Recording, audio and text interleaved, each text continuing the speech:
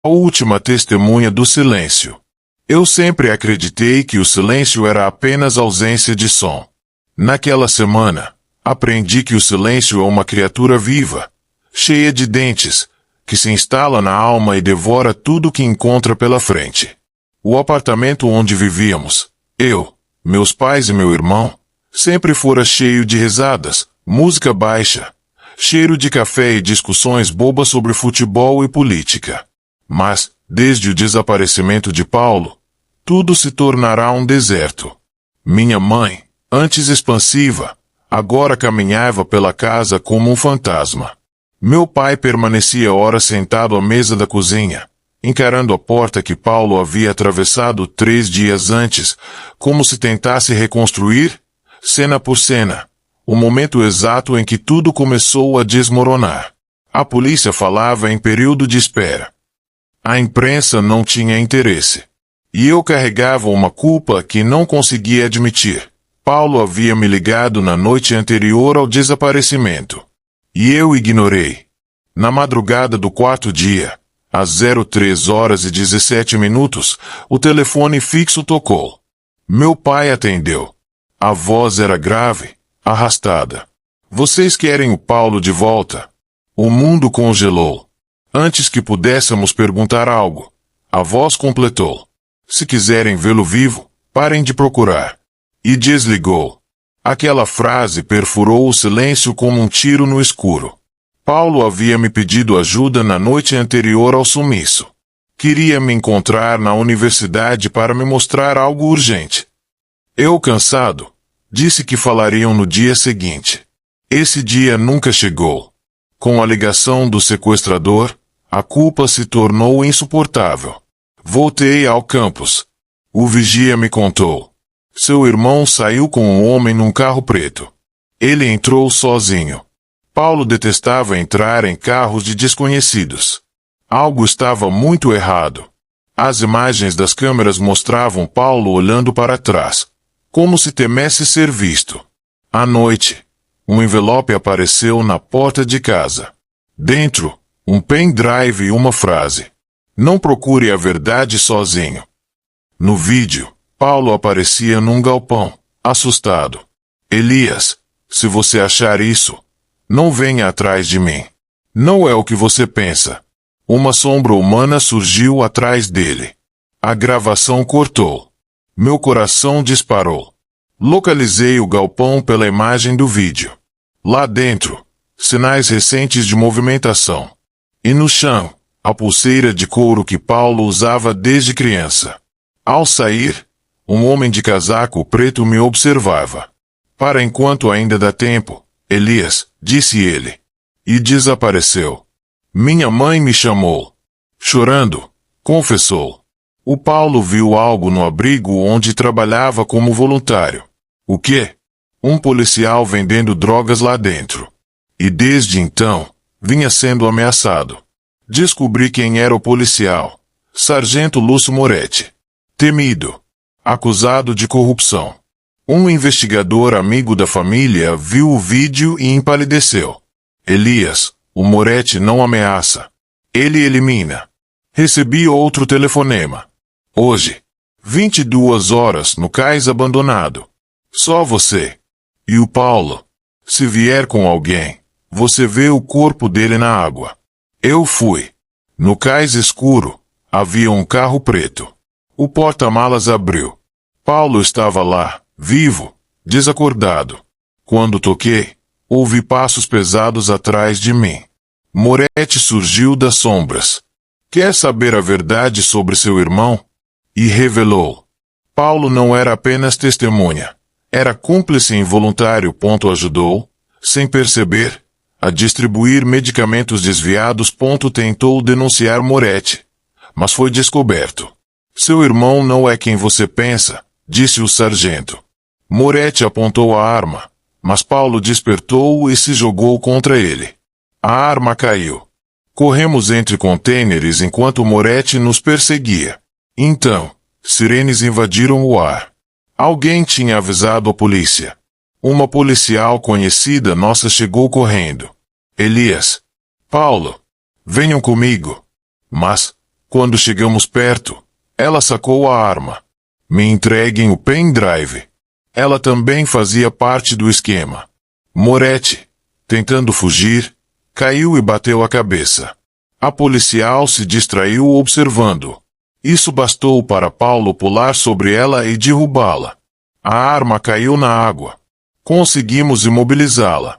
O pendrive continha nomes de policiais, políticos envolvidos, empresários financiadores, extratos ilegais, documentos falsos. Paulo havia descoberto o esquema por acidente. E tentaram silenciá-lo. A mídia transformou tudo em espetáculo. Minha mãe desmoronou emocionalmente. Meu pai quase entrou em depressão. Paulo ficou semanas sem falar. Eu apenas tentava manter a família de pé. Mas nada estava resolvido. 3 meses depois, outro envelope chegou. Dentro, uma carta escrita por Paulo.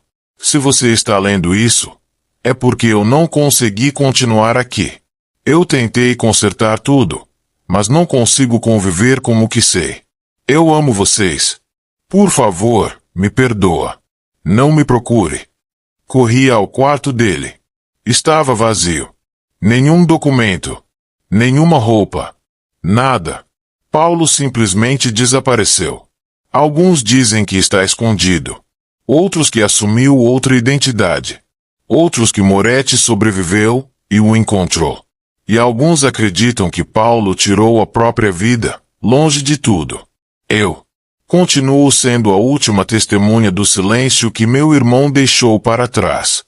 Os meses seguintes ao desaparecimento de Paulo foram um labirinto de telefonemas burocráticos, visitas policiais e noites insones.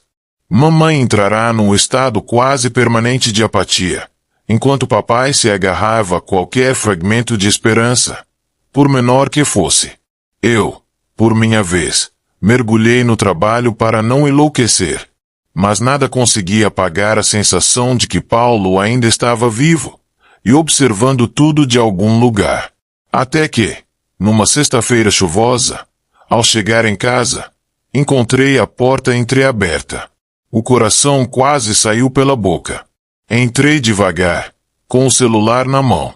A sala estava revirada, mas não parecia assalto. E então vi. Sobre a mesa havia um envelope preto, diferente dos outros. Ao tocá-lo, um cheiro de metal queimado subiu no ar. Dentro havia uma única foto impressa. Era Paulo. Vivo. Barba maior, olhar cansado, sentado num banco de praça. Atrás dele, parcialmente desfocado, havia alguém que eu reconheci de imediato. Moretti. E um pequeno texto escrito à mão. Eles nunca pararam. E agora, você também está na lista. Minha respiração travou. Moretti estava vivo. E, de alguma forma, estava com Paulo. Mas estavam juntos. Ou Paulo era novamente alvo. Nada fazia sentido. No verso da foto havia uma coordenada. Ficava no interior, numa cidade minúscula chamada São Jerônimo. Papai, ao ver a foto, ficou pálido. São Jerônimo, murmurou ele. Eu conheço esse lugar. É onde Moretti nasceu. E por que Paulo estaria lá? Ele demorou alguns segundos para responder. Por quê? Suspirou profundamente. É onde seu tio Renato foi morto? Há 12 anos. Meu tio Renato havia morrido num acidente de carro. Pelo menos era o que sempre nos disseram. Mas papai continuou. Renato investigava uma rede de corrupção policial. A mesma rede de Moretti? Perguntei, incrédulo. A mesma. E você nunca contou isso. Eu estava protegendo vocês. De repente, o passado inteiro da nossa família ganhou um novo significado. Talvez Paulo nunca tivesse sido o primeiro alvo. Talvez Moretti estivesse perseguindo nossa família há anos. Decidi ir a São Jerônimo. Mesmo sabendo que podia não voltar. A coordenada levava a um abrigo abandonado. Aquele tipo de lugar que parece ser engolido pelo mato e pelo tempo. As janelas estavam quebradas, o cheiro era de umidade e ferrugem. Mas lá dentro encontrei sinais de vida recente, comida enlatada, roupas masculinas, uma garrafa de água aberta. E no chão, uma folha de caderno rasgada. Reconheci a letra na hora. Na página, havia um relato desesperado. Eles me trouxeram para cá. Disseram que iam me proteger. Mas não sei mais quem são eles. Moretti diz que quer minha ajuda. Diz que existe algo maior, maior do que eu poderia imaginar. Diz que meu tio não morreu por acidente. Diz que nossa família está presa a isso há décadas. Meu peito apertou. Paulo não estava apenas fugindo. Ele estava preso, física e psicologicamente, num jogo muito maior do que imaginávamos. E Moretti parecia mais protetor do que inimigo naquela carta. Mas por quê? Foi então que ouvi passos atrás de mim. Você não deveria ter vindo, disse uma voz familiar. Virei devagar. Era ele. Moretti. Vivo. Machucado. Mas vivo. E sozinho. Moretti levantou as mãos em sinal de paz. Não vim te machucar, Elias. Onde está meu irmão? Gritei. Escuta primeiro. A verdade vai te destruir. Mas é tudo o que tenho para te dar. Ele se sentou numa cadeira quebrada e respirou fundo. Quando Paulo tentou me denunciar, eu precisava entender quem estava por trás dele. E descobri algo que nem eu, com toda a minha sujeira, imaginava. Fala logo. Paulo não era apenas testemunha da corrupção. Eu sei disso. Não, você não sabe. Ele me encarou com olhos fundos. Paulo foi recrutado. Recrutado por quem? Pela própria força-tarefa secreta que matou seu tio Renato. Meu mundo girou. Moretti continuou. Paulo achava que estava ajudando um grupo anticorrupção, mas estava alimentando a mesma organização que destruiu sua família. Então, Paulo trabalhava para os assassinos do nosso tio, sem saber. E você? Eu tentei tirá-lo de lá. Por isso me tornaram alvo. Quiseram me matar. Consegui fugir. Paulo também fugiu. Fugiu para onde? Moretti hesitou. Foi a primeira vez que o vi vulnerável. Ele fez uma escolha, Elias. Que escolha? Moretti fechou os olhos. Ele voltou para eles. O chão pareceu sumir dos meus pés. Meu irmão. Meu único irmão. Tinha voltado para a organização que perseguia nossa família há anos. Ele quer acabar com tudo de dentro, completou o Moretti. Mas isso significa que agora ninguém pode salvá-lo. Nem eu. Nem você. E onde ele está? Com eles. Preparando algo grande. E você vai se envolver, queira ou não. Dito isso, Moretti colocou um novo envelope no chão. Ele deixou isso para você. E pediu que eu te entregasse se sobrevivesse. Eu vou encontrar meu irmão. Elias, Moretti sussurrou. Isso pode significar sua morte. Eu não hesitei. Peguei o envelope. E corri. Abri o envelope dentro do carro, com as mãos tremendo. Dentro havia 3 coisas. Uma foto minha, tirada no dia anterior, sem que eu percebesse, um cartão de acesso com um símbolo estranho, uma carta de Paulo. Abri a carta. E meu mundo desabou. Elias, se você está lendo isso, significa que escolhi um caminho sem volta. A organização não vai parar. Eles vão te procurar. Então, eu fiz o que achei necessário. Eu dei a eles o que eles queriam. Eu entreguei você. Meu estômago revirou. Continuei lendo. Você é a única pessoa de quem eles precisam agora. Seu sangue. Sua assinatura genética. Só você pode destravar o arquivo final que Renato estava investigando.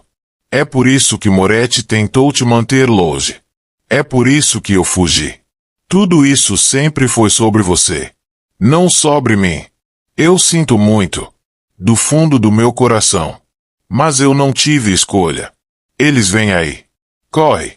Antes que eu pudesse processar, luzes fortes iluminaram o carro.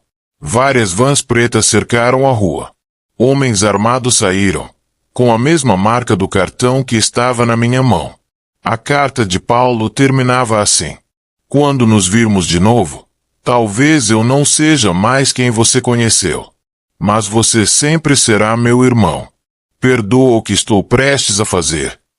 Olhei pela janela. Entre os homens armados, Paulo estava ali, ao lado deles, frio, impiedoso, e apontando uma arma diretamente para mim. As sirenes distantes se misturavam ao som sufocante da chuva batendo no capô do carro. Eu ainda segurava a carta de Paulo, amassada, encharcada pelo suor das minhas mãos. Do lado de fora, cercando a rua inteira, homens de preto formavam um semicírculo tático. E, no centro deles, como se fosse o comandante da própria perdição, estava Paulo. Meu irmão. Meu melhor amigo. Minha memória mais antiga e mais forte. Agora um estranho. Um soldado da organização que destruiu nossa família. Ele avançou alguns passos, lento, calculado, como se cada movimento fosse ensaiado. A arma em sua mão não tremia. E isso doeu mais do que qualquer palavra. Elias, disse ele, com a voz baixa, quase humana por um segundo. Não tenta correr. Eu saí do carro devagar, com as mãos erguidas. Não porque tinha medo de morrer, mas porque eu queria ver o rosto dele. Queria entender onde, no caminho da nossa vida, Paulo tinha se perdido. Então é isso? Perguntei, sentindo o peito arder. Isso que virou? Virei o que precisava ser, respondeu ele, seco. Para sobreviver. Sobreviver ao quê? À verdade. À culpa. Ele desviou o olhar, por menos de um segundo. E esse segundo foi suficiente para eu saber que ele ainda lutava por dentro. Mas quando voltou a me encarar, era como se tivesse trancado o último pedaço de si mesmo num cofre. Você é a chave, Elias. Eu não devo nada para eles. Não é sobre dever. É sobre destino. Aquela palavra me corroeu. E você escolheu o deles? Gritei. Escolheu a organização que matou o tio Renato. Eu escolhi proteger você. Protegendo e entregando minha vida a eles. Protegendo e impedindo que eles te matassem sem propósito. Meu estômago revirou. Eu conhecia Paulo, ou achava que conhecia. E naquele momento percebi. Ele havia acreditado em uma mentira maior do que podia suportar. E agora? Perguntei, sem forças. Vai me matar? Não. Ele ergueu o braço, apontando a arma para minha cabeça. Mas vou te levar comigo. Os soldados se aproximaram, fechando o cerco. Foi aí que senti uma presença atrás de mim. Moretti. Vivo. Sangrando. Mas vivo.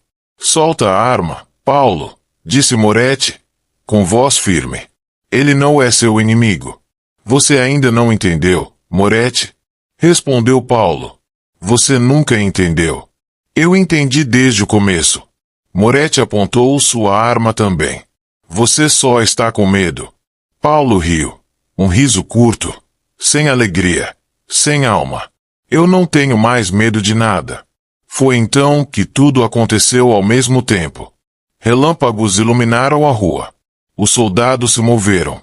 A chuva engrossou. E Paulo puxou o gatilho. Eu não pensei. Apenas reagi. Me joguei para o lado, sentindo o tiro passar raspando pela minha orelha. Moretti avançou, atirando contra os soldados, que se espalharam pela rua em formação de ataque. O caos explodiu. Mas eu só via uma coisa. Paulo. Ele atirou de novo, mas dessa vez não em mim, e sim no poste atrás de mim, derrubando fios e faíscas. As luzes piscaram, e um clarão iluminou seu rosto. Ele estava chorando. Uma única lágrima. Mas estava. Para! Gritei. Pelo amor de Deus, Paulo, para! Ele hesitou. Por um segundo. Meu irmão estava ali de novo. O Paulo que dividiu comigo histórias, segredos, risos. O Paulo que segurou minha bicicleta quando eu aprendi a pedalar. O Paulo que me prometeu que sempre me protegeria.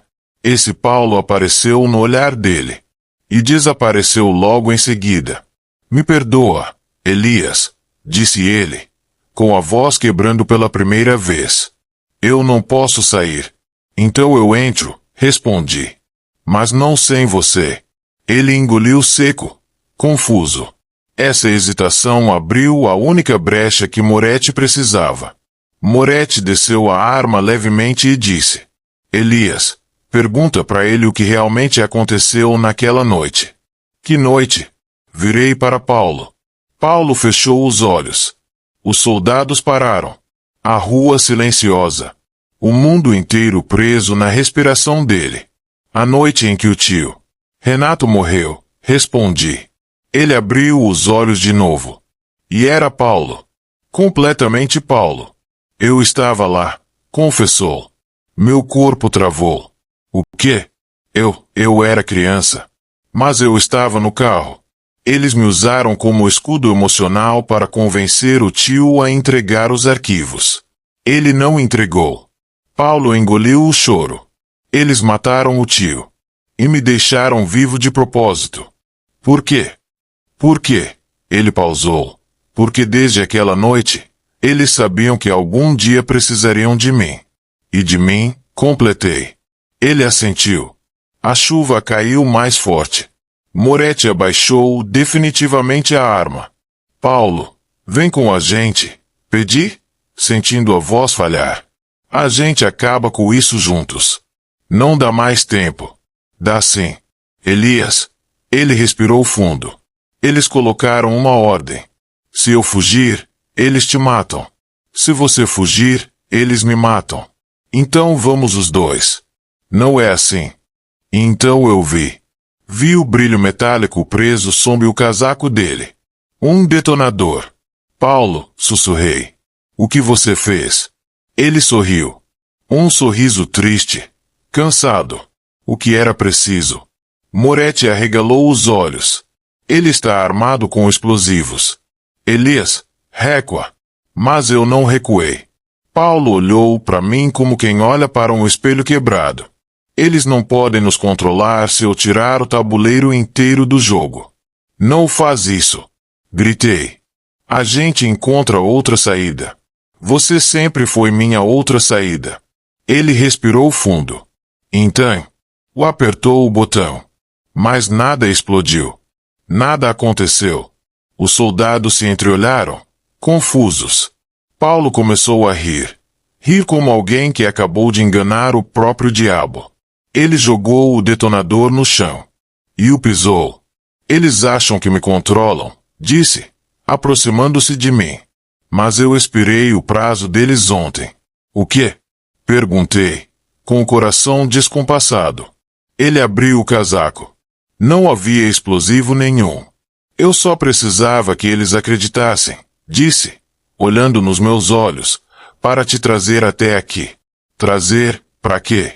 Ele segurou o meu rosto com as duas mãos e disse: Por que você não é a chave para o arquivo do tio Renato? Mas a carta? Mentira. Todas elas. Então o que eu sou? Paulo sorriu. Um sorriso verdadeiro. Você é a minha testemunha. A última. Testemunha do quê? Ele deu 2 passos para trás. Do fim deles. Antes que eu pudesse entender, Paulo se virou para os soldados. E levantou as mãos para o céu. Eu entrego o arquivo. Os soldados se aproximaram rapidamente. E foi aí que Paulo gritou: Mas vou levar todos vocês comigo. Ele arrancou do bolso um dispositivo pequeno, verdadeiro dessa vez, e o ativou. Moretti gritou: Elias, corre. Eu corri. O estrondo veio um segundo depois. Um clarão iluminou a rua como se fosse dia. A onda de choque me lançou contra o carro. Tudo ficou escuro. Quando consegui respirar novamente, me levantei cambaleando. Os soldados estavam no chão. Moretti estava vivo, embora ferido. E Paulo? Paulo estava deitado no centro da rua, respirando com dificuldade. Me ajoelhei ao lado dele, segurando sua cabeça no meu colo. Idiota, sussurrei, chorando. Você prometeu. Ele sorriu, fraco. Eu cumpri, murmurou. Eu te protegi. A gente podia ter fugido juntos. Não. Ele colocou minha mão sobre a dele. Você ainda tem um futuro. Eu já dei o meu. Não fala isso. Escuta, Elias. Ele tossiu. Eu não voltei para eles. Eu mergulhei no inferno para entender como destruí-los. E só havia uma forma. Isso não é justo. O mundo não é justo. Mas você pode ser. Promete uma coisa. O que for. Não deixa que contenha a nossa história errada. Eu apertei a mão dele com força. Nunca. Ele sorriu. Como quando éramos crianças. E então seus olhos se fecharam lentamente. O corpo ficou leve. Quieto. E pela primeira vez, desde que isso tudo começou, o silêncio não parecia um inimigo. Parecia uma despedida. Uma última palavra dita sem voz.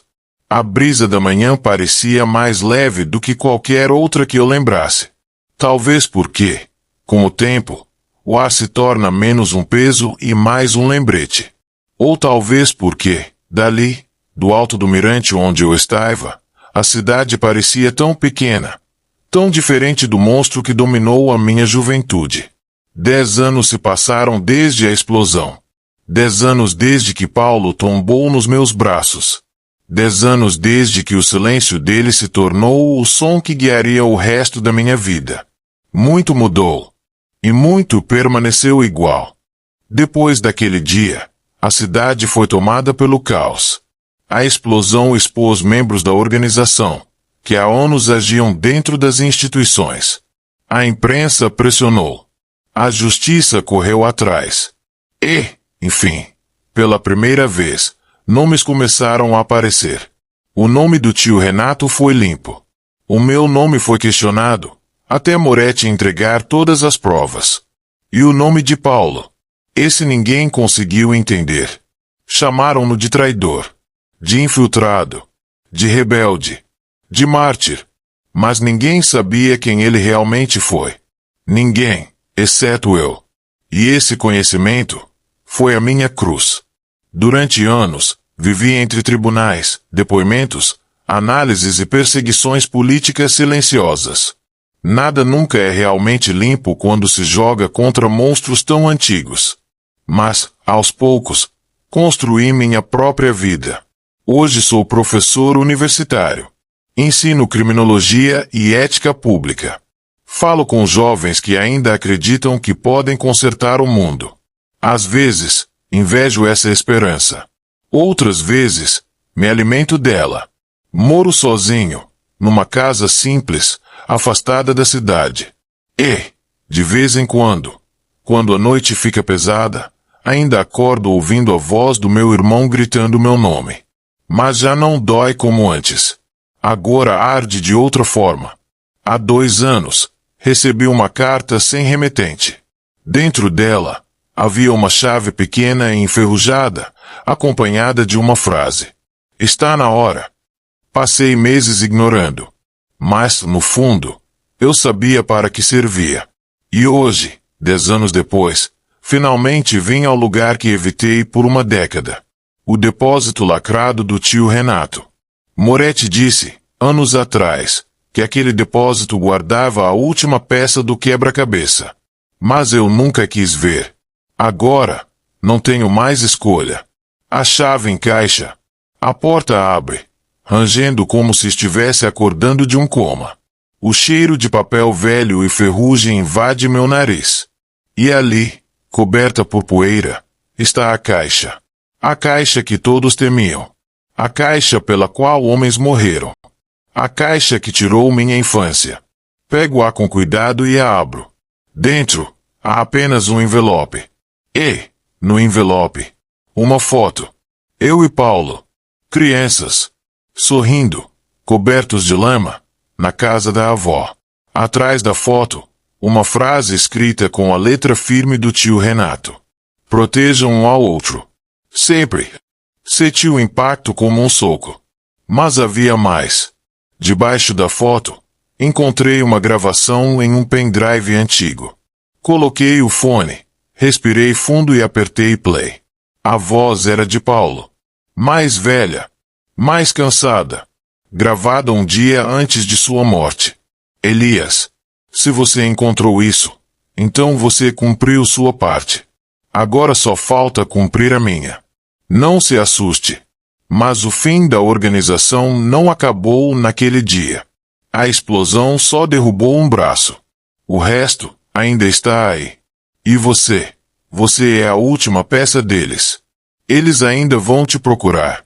Algum dia. Quando acharem que você baixou a guarda. Quando acharem que você esqueceu quem é. Quando acharem que você finalmente está em paz. E é por isso que eu deixei isso para você. Para que quando eles vierem, e eles virão, você esteja pronto. Não para correr, mas para acabar com tudo, de uma vez por todas. Eu te amo, mano. E não importa onde esteja, ainda estou lutando ao seu lado. A gravação terminou. E o silêncio que seguiu foi um velho amigo. Respirei fundo e olhei ao redor. A caixa, a foto, a voz dele. Tudo apontava para a mesma verdade. A guerra não acabou. Ela apenas entrou em silêncio. Ao sair do depósito, no fim da tarde, percebi um carro preto estacionado a 100 metros. Vidros escuros. Motor ligado. Reconheci o símbolo discretíssimo no para-choque.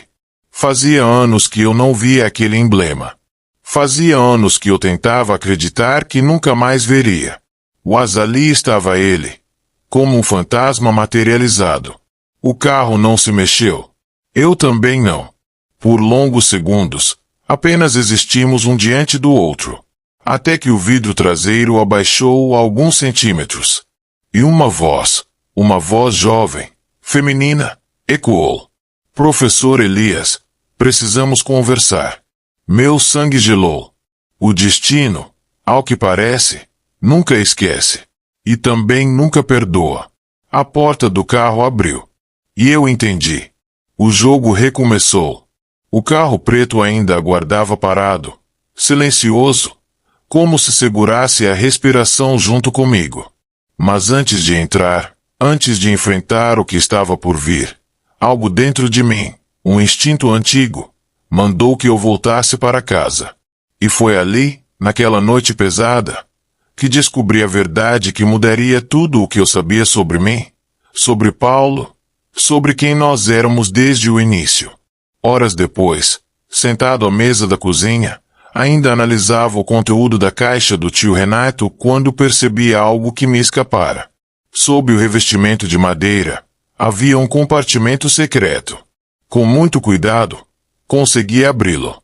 Dentro dele, encontrei uma carta, antiga, guardada com tanto zelo que parecia uma herança emocional. O destinatário, para meus sobrinhos, quando forem adultos. A letra era do tio Renato. Minhas mãos tremeram ao abrir. Meus queridos Elias e Paulo, se esta carta chegou às mãos de vocês, significa que eu falhei, ou que vocês foram arrastados para algo de que tentei protegê-los. Então vou contar a verdade, toda ela, sem esconder nada. Já no primeiro parágrafo, senti o peso de uma revelação que esperou décadas para ver a luz. Tudo começou com seu avô, Antônio. Antes de ser o homem simples que vocês conheceram, ele foi um dos membros fundadores da organização. Meu coração parou por um instante. Eu li a frase várias vezes para garantir que não estava interpretando errado. A organização não começou corrupta. Era, originalmente, uma força clandestina para investigar crimes dentro da própria polícia. Um grupo de vigilância. Um grupo de idealistas. Isso contrariava todas as histórias que Moretti contará. Contrariava tudo o que papai sempre silenciou. Seu avô era brilhante. E ele possuía a habilidade rara de ver padrões que ninguém via. Por isso o chamavam de o arquiteto. De repente, fez sentido porque a organização queria assinatura genética ou sucessores. Não era apenas um termo simbólico. Era literal. Mas como toda estrutura de poder, a organização se corrompeu. Alguns fundadores queriam transparência. Outros queriam controle absoluto. E dentre estes, estava o homem que, anos depois, se tornaria mentor de Moretti. Eu parei. Moretti nunca mencionou o mentor. Seu avô percebeu o desvio cedo demais. E tentou impedir. Mas ao denunciar, foi marcado como inimigo da própria criação. Fechei a carta por um instante, respirando fundo. Minhas mãos suavam. Ele fugiu levando um arquivo. O primeiro arquivo. A semente que explicava toda a corrupção interna. E que poderia destruir a organização inteira caso viesse à tona. Engoli seco. Esse arquivo estava ligado ao sangue dele.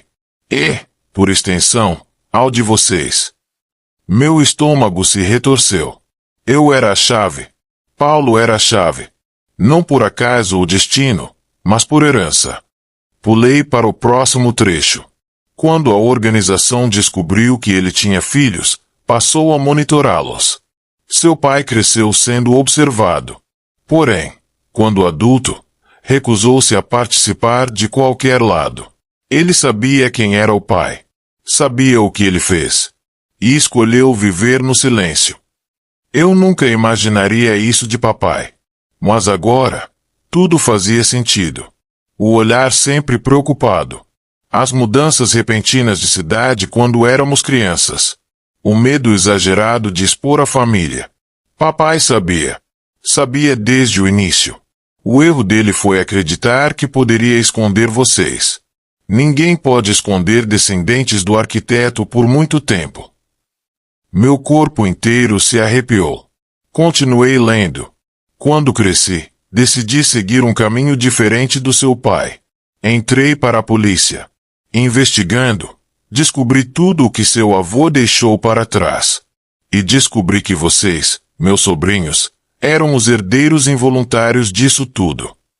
A voz escrita de Renato parecia pesada. Foi por isso que tentei destruir a organização por dentro. Não por glória, mas para que vocês dois tivessem uma vida normal. Eu sabia que, se falhasse, eles iriam atrás de vocês. Uma lágrima involuntária caiu. O acidente que tirou minha vida não foi acidente. Eles vieram atrás de mim porque eu estava para expor o mentor, o traidor original. E sabendo que eu fracassaria, deixei tudo preparado para o caso de vocês precisarem. Ele deixou um código. Deixou pistas. Deixou um caminho. Tudo para nós. A parte final da carta era a mais dolorosa. Paulo sempre foi mais parecido com o avô do que imagina. Brilhante, intenso, impulsivo. Quando eles perceberam isso, quiseram recrutá-lo. E eu temi o pior. Um arrepio me subiu pela espinha. Ele não foi corrompido. Ele foi atraído. Porque acreditava que podia consertar o que o avô não conseguiu. Mas não sabia do começo. Nem da traição. Nem do sangue manchado. Eu entendi naquele instante. Paulo não virou um inimigo. Ele virou uma reencarnação moral do nosso avô. E uma vítima da mesma máquina. A última frase do tio Renato era simples. E devastadora. Elias, se você está lendo isso, significa que agora você é o arquiteto. Meu corpo gelou. Meu destino não era correr. Nem sobreviver. Era decidir. Reconstruir. Ou destruir. O que começou antes mesmo de eu nascer. Fechei a carta. E entendi por que a organização nunca desistiu. Porque Paulo foi arrancado tão cedo da vida comum. Porque Moretti virou um fantasma quebrado. Porque minha família sempre viveu em fuga. Não éramos vítimas aleatórias. Éramos o centro. A origem. A herança viva da criação e da queda da organização. E agora? Eu era o último herdeiro. O último nome da linhagem. A última peça do tabuleiro. E a voz de Paulo, naquela gravação, ecoava de novo em minha mente. Quando eles vierem, esteja pronto. Eles viriam. Eu sabia. E desta vez, eu não seria apenas mais uma vítima do passado. Eu seria o final dele. Ou o recomeço. Dependeria da minha escolha. Se esta história te tocou, deixa seu like, se inscreve no canal e ativa o sininho, para não perder as próximas histórias narradas. E compartilha com alguém que você sabe que vai sentir. Porque, às vezes, uma história é tudo o que precisamos para lembrar que ainda sabemos sentir emoções diferentes.